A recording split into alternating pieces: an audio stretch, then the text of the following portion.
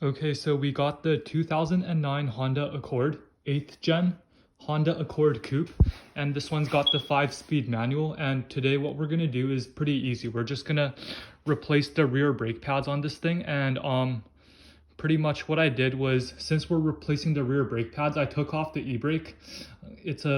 I put it into first gear, and then I put chocks on the wheels. These are the front wheels. I put a chock here and a chock here, and I did that for both left front and the right front. And then after that, I used 19 mils. I used the 19 mils to take off the lug nuts, and then I jacked it up. I got 2 jack stands on each side, so therefore 4 jack stands. And I took the wheel off and I tucked the wheel under there.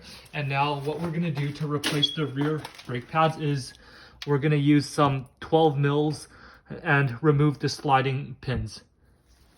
All right, so we got the old rear left caliper here, and here's the part number. It's DB9318FF, and here's the old caliper. And once we get it off, we're gonna use some bungee cords, and we're gonna hang the caliper up on something and get the caliper off the caliper bracket, and then we're gonna proceed with removing the brake pads. So remember, just the 2 12 mil sliding pin bolts, and we can use a 17 mil crescent to hold the sliding pin boot bolt, so we can hold it steady.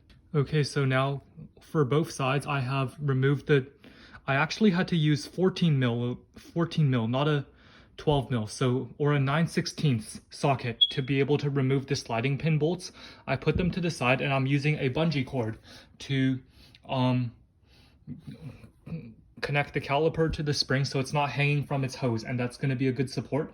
And now we're just going to take off the pads. So the pads look like this. The pad that is facing more toward the outside of the car has no spring, and the pad that is facing toward the inside of the car does have a spring. As you can see, we're going to look at the pad on the inside. Looks like this. And the one on the outside looks like this. So when I take them off, it looks like this. So the one on the left is the left rear pad facing outside, and the one on the right is the left rear pad facing on the inside. And we're going to take off the same for this side as well. This is the right rear of the vehicle. Next thing we got to do is we got to remove these springs. So one spring at the top and one spring at the bottom. So here they are. We're going to remove these springs. Pictured here, comparing the old brake pad, which is on the right, to the new brake pad, which is on the left. If you look carefully, the new brake pad has a lot more pad life left to it.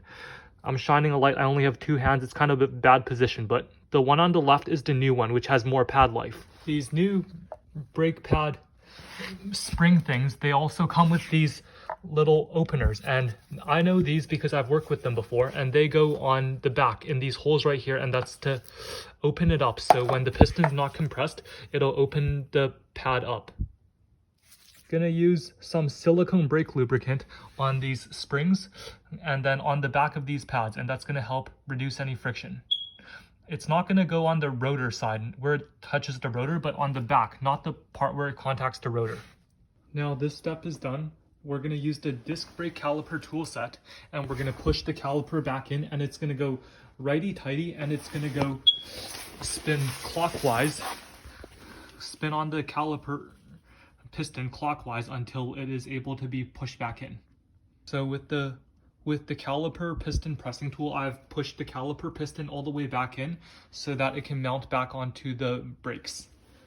So here is the left rear, and the sliding pins are on, and the 12 mil sliding pins are on, and the caliper is back on, and we're gonna put the lug nuts back on.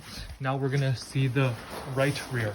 The right rear side, same thing, 14 mil pins, that's what they are, they're back on, and then we're gonna put the lug nuts, we're gonna put the wheel back on and the lug nuts back on.